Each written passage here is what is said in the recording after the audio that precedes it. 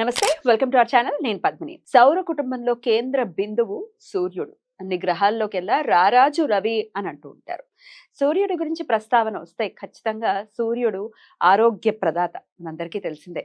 అసలు మనమంటూ ఉంటే, మనం ఆరోగ్యవంతంగా ఉంటే మనం దేన్నైనా ఆస్వాదించవచ్చు. అది వివాహ బంధం అయినా, పిల్లలైనా, ఆస్తైనా, అంతస్తులైనా ఏదైనా కూడా మనమంటూ ఉండాలి. మనం ఆరోగ్యంగా ఉండాలి. దాన్ని ఆస్వాదించే శక్తి మనకు ఉండాలి కదా! మరి సూర్యుడు గనక బావుంటే ఎవరి జన్మ జాతకంలోనైనా చాలా చురుగ్గా ఉంటాడు. శత్రువులపై జయాన్ని సాధిస్తాడు. అలాగే కీర్తిని, ప్రతిష్టని, గవర్నమెంట్ ఉద్యోగాలు అసలు ఇలా సూర్యుడు గనక ప్లస్‌లో గనక ఉంటే మనకి అన్ని రకాల అంటే ఆయన దర్పాన్ని చూసి లేకపోతే ఆయన హుందాతనాన్ని చూసి నిజంగా అబ్బా! ఉంటే ఆయనలా ఉండాలి, ఆయనలా ప్రవర్తించాలి అనే రీతిలో ఉంటుంది. అయితే సూర్యుడు గనక నెగెటివ్ అయితే మాలిఫిక్ ప్లానెట్ కనుక అయితే ఆయన అంటే మన జన్మ జాతకంలో సూర్యుడు ఇవ్వాల్సినటువంటి రిజల్ట్స్ ఇవ్వకుండా మనం ఒకవేళ ఇబ్బంది పడుతున్నాము అనంటే చాలా చాలా ప్రధానంగా ఎదుర్కొనేటటువంటి సమస్యలు ఆరోగ్యపరమైనటువంటి సమస్యలు. అందులో ఇంకా సందేహమే లేదు. ఆరోగ్యం డెఫినెట్‌గా క్షీణిస్తూ పోతుంది. ఆరోగ్యం గనక లేకపోతే ఇంక ఎన్ని ఉన్నా అవంతా శూన్యంగానే కనిపిస్తుంది. అలాగే సూర్యుడు గనక బాగోపోతే ఈ శత్రువుల నుంచి ఇబ్బందులు అనుకోవచ్చు, అప్రతిష్టలు అనుకోవచ్చు, లేకపోతే అనవసరంగా క్షణికావేశానికి లోనైపోవటం, చాలా విపరీతమైన కోపం. కోపం ప్రతి మనిషికి అవసరమే కానీ బ్యాలెన్స్ అనేది ఉండాలి ఖచ్చితంగా. దేని మీద కోప్పడాలి, దేని మీద కోప్పడకూడదు అనే విచక్షణ ఖచ్చితంగా ఉండాలి. ఒకవేళ సూర్యుడు గనక మాలిఫిక్ ప్లానెట్ అయితే అంటే బ్యాడ్ రిజల్ట్స్‌ని ఇవ్వటం మొదలుపెడితే చాలా ఇబ్బందికరమైనటువంటి వాతావరణం ఏ జన్మ జాతకుడికైనా ఉంటుంది అనేది మనందరికీ తెలిసినటువంటి విషయం. మరి సూర్యుడికి సంబంధించి మనం ఎటువంటి పరిహారాలు చేసుకుంటే, ఎటువంటి రెమెడీస్ చేసుకుంటే ఈ ఇబ్బందుల నుంచి బయటపడతాం? ఆల్రెడీ చేసేసామండి బోలెడన్ని జపాలు, దానాలు, హోమాలు ఇవన్నీ చేసేసాము అని అంటూ ఉంటారు. అయినప్పటికీ రిజల్ట్స్ లేవు అని కొంతమంది చెప్తూ ఉంటారు. అంటే అవి చేస్తే రిజల్ట్స్ ఉండవు అని చెప్పడం నా ఉద్దేశ్యం కాదు. నిత్య దైనందిన జీవితంలో చిన్న చిన్న మార్పులు, చిన్న చిన్న పనులు అంటే ఇంగ్లీష్‌లో ఒక సేయింగ్ ఉంది. Little things make a big difference అని. సో చిన్న చిన్న పనులు డెఫినిట్‌గా చాలా డిఫరెన్స్‌నయితే చూపిస్తూ ఉంటాయి. సో అలా కొన్ని ఇవాళ ఒక 26 చిన్న చిన్న పరిహారాలు అంటే ఎక్కువ ఖర్చుతో కూడుకున్నవి కాకుండా మనం చక్కగా చేసుకునే విధంగా ఒక 26 పరిహారాలు ఈరోజు అవేంటో మనం చూద్దాము. అవి నేను మీకు చెప్పేటటువంటి ప్రయత్నం చేస్తాను. ఖచ్చితంగా అవి అంటే 26 కాదు, అందులో ఎన్నో కొన్ని ఆచరించడం మొదలుపెట్టండి.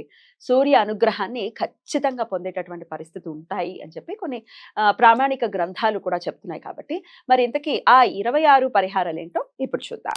నంబర్ 1, నల్ల ఆవుని పెంచండి. అయ్యబాబోయ్! నల్ల ఆవుని పెంచాలా?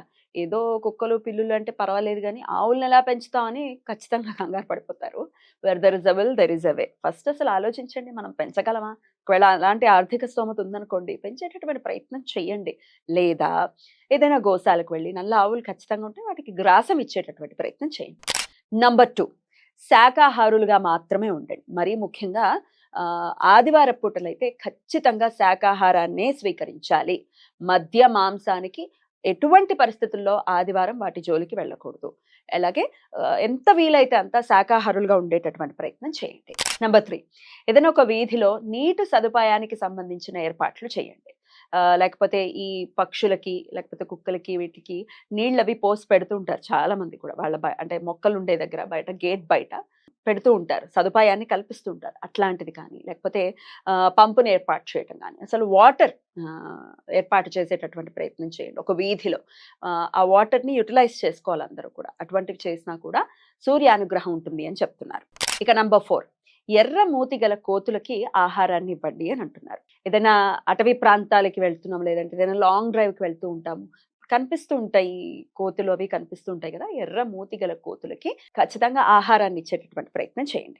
నంబర్ 5, మద్యపానానికి ఎంత దూరంగా ఉంటే అంత మంచిది. ఎటువంటి పరిస్థితుల్లో ఆదివారం అయితే అసలు దాని జోలికే వెళ్ళొద్దు. ఇక ఎప్పుడూ కూడా మద్యపానానికి దూరంగా ఉంటే సూర్య అనుగ్రహం ఉంటుంది అని చెప్తున్నారు.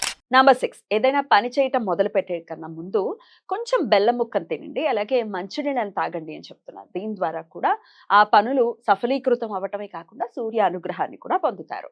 ఇక నంబర్ 7, ఆచార వ్యవహారాల్ని ఖచ్చితంగా పాటించండి. మన పూర్వీకులు, మన సాంప్రదాయం ఏదైతే ఉందో, మన పూర్వీకులు ఏదైతే సాంప్రదాయాల్ని మనకి అందించారో వాటిని ఖచ్చితంగా అంటే మన ఇంటి సాంప్రదాయాల్ని ఖచ్చితంగా పాటిస్తే సూర్య అనుగ్రహం పొందుతారు అని చెప్తున్నారు.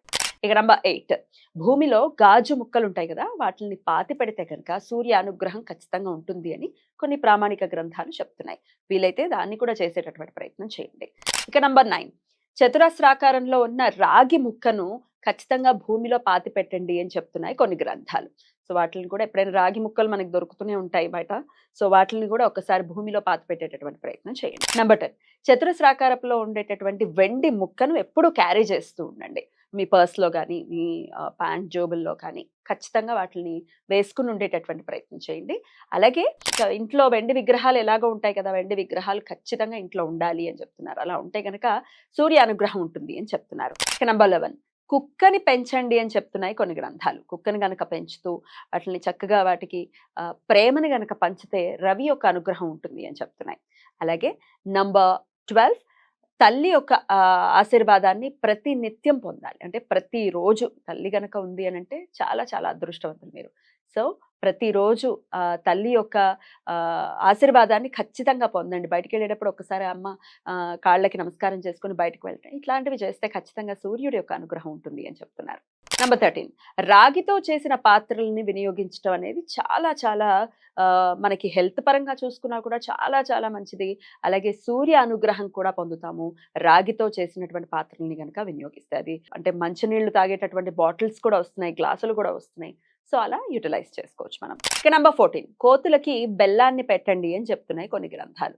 సో ఎక్కడైనా ఇంటి దగ్గరికి కూడా అప్పుడప్పుడు వస్తూ ఉంటాయి. వాటిని తరిమేస్తూ, వాటిని కొట్టేస్తూ, వాటిని చూసి మనం భయపడిపోయి వాటిని బెదరగొట్టేసి వాటిని కొట్టేయటం కాకుండా ఎంతో కొంత బెల్లం ఇచ్చేటటువంటి ప్రయత్నం చేయండి. తద్వారా సూర్య అనుగ్రహాన్ని పొందుతారు అని చెప్తున్నారు. నంబర్ 15, దేనిని కూడా ఉచితంగా తీసుకోవద్దు అని చెప్తున్నారు. అబ్బా వచ్చింది కదా ఫ్రీగా అని చెప్పి దేనిని ఎటువంటి పరిస్థితుల్లో ఉచితంగా తీసుకోకండి.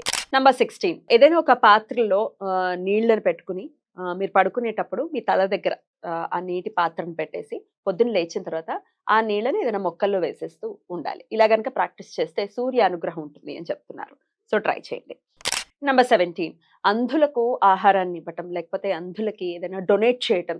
బోల్డని స్కూల్స్ కూడా ఉన్నాయి కాబట్టి ఆ స్కూల్స్‌కి ఎంతో కొంత డొనేట్ చేసేటటువంటి ప్రయత్నం చేయండి. ఖచ్చితంగా సూర్యుడి యొక్క అనుగ్రహం లభించి తీరుతుంది అని చెప్తున్నారు. ఇక నంబర్ 18, ప్రవహిస్తున్న నీటిలో బెల్లాన్ని గనక వేస్తే సూర్య అనుగ్రహాన్ని పొందుతారు. అలాగే సూర్య అనుగ్రహం కోసం ఎల్లప్పుడూ తలపాగా, అలాగే తలపై తెల్లటి టోపీని ధరించండి అని చెప్తున్నారు.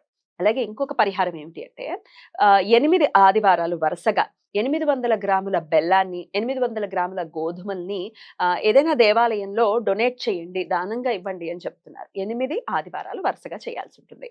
ఇక తర్వాత మీకు వీలున్నప్పుడల్లా పాలు, వెండి, అలాగే బియ్యాన్ని దానం చేస్తూ ఉంటే గనక సూర్య అనుగ్రహాన్ని పొందేటటువంటి పరిస్థితి ఉంటుంది అని చెప్తున్నారు. అలాగే నీలము, నలుపు ఈ 2 కలర్స్‌ని ఎంత వీలైతే అంత అవాయిడ్ చేయడం అనేది చాలా మంచిది. సూర్యానుగ్రహం మీకు కావాలి అనుకుంటే నీలాన్ని, నలుపుని కొంత అవాయిడ్ చేసేటటువంటి ప్రయత్నం చేయండి. అలాగే బీదవారిని ఆదరించడం అనేది ఖచ్చితంగా చెయ్యాలి. లేని వాళ్ళు కదా అని వాళ్ళని చులకనగా మాట్లాడటం గాని, అంటే మన ఇంట్లో పని చేస్తూ ఉంటారు కొంతమంది. వాళ్ళని చులకనగా మాట్లాడటం, లేకపోతే బయట యాచకులుంటారు వాళ్ళని చీత్కరించుకోవడం, ఇట్లాంటివి అస్సలు చేయకుండా మీరు ఆదరించడం ఎప్పుడైతే మొదలు పెడతారో సూర్య అనుగ్రహం ఖచ్చితంగా కలుగుతుంది. అలాగే ఏదైనా గుడికి కొబ్బరి నూనెని గనక మనం దానం చేస్తే ఆ సూర్యుడి యొక్క అనుగ్రహం ఖచ్చితంగా కలుగుతుంది అని చెప్తున్నారు. సో ఇవన్నీ మనం చేయదగిన విషయాలే కదా! ఇవేం పెద్ద ఖర్చుతో కూడుకున్నటువంటి విషయాలు కాదు. అన్నీ చేయాల్సిన అవసరం కూడా లేదు. ఎప్పుడైనా ఒక 2, 3 మనకి వీలైంది. బీదవారిని ఆదరించడం దానికైతే అసలు ఖర్చే అవసరం లేదు. దీనికి ప్రేమని ఖర్చు పెట్టాల్సి ఉంటుంది. మన మనసులో ఉన్నటువంటి ప్రేమను ఖర్చు పెట్టాల్సి ఉంటుంది. సో ఖచ్చితంగా ఇవి చేద్దాం. చిన్న చిన్న పరిహారాలు కాబట్టి ఇవి చేస్తూ డెఫినిట్‌గా ఇవి మన రొటీన్ అంటే డైలీ రొటీన్ లైఫ్‌లో గనక వీటిల్ని చేయటం అలవాటు చేసుకుంటే ఎంతో కొంత మార్పు అనేది ఖచ్చితంగా వస్తుంది. సూర్య అనుగ్రహం కోసం అర్ఘ్యం ప్రతిరోజు కూడా సూర్యుడికి అర్ఘ్యం గనక ఇస్తే ఆయన సంతుష్టి చెందుతాడు అనేది మనకు తెలిసినటువంటి విషయం. ప్రతిరోజు నమస్కారాలంటే కూడా ఆయనకి చాలా చాలా ఇష్టం. ఒకసారి గ్రాటిట్యూడ్‌ని చూపించడమే నమస్కారం చేయటం అంటే. ఖచ్చితంగా ఆయనకి నమస్కరిస్తూ ఖచ్చితంగా మా జీవితాల్లో మార్పునివ్వు తండ్రి, ఆరోగ్యాన్నివ్వు, అలాగే ఉద్యోగానికి సంబంధించి బోలెడంత ఇబ్బందుల్ని ఎదుర్కొంటున్నాం. ఉద్యోగం ఉన్నా ఆ పరిసర ప్రాంతాల్లో చాలా ఇబ్బందుల్ని ఫేస్ చేస్తూ ఉంటాం. హైయర్ అథారిటీస్ నుంచి ఇబ్బందులు, కలీగ్స్ నుంచి ఇబ్బందులు ఇవన్నీ కూడా చూస్తూ ఉంటాం. వీటన్నిటి నుంచి అధిగమించేటటువంటి ధైర్యము, అలాగే ఆ సమస్యల నుంచి బయటపడే అనేటటువంటి పరిస్థితి సూర్యుడు మనకు అందిస్తాడు కాబట్టి, ఈ చిన్న చిన్న పరిహారాలు చేసుకుని ఖచ్చితంగా వాటి నుంచి బయటపడి చాలా ఆనందకరమైనటువంటి జీవితాన్ని పొందేటటువంటి ప్రయత్నం చేయండి. Thank you so very much. నమస్తే.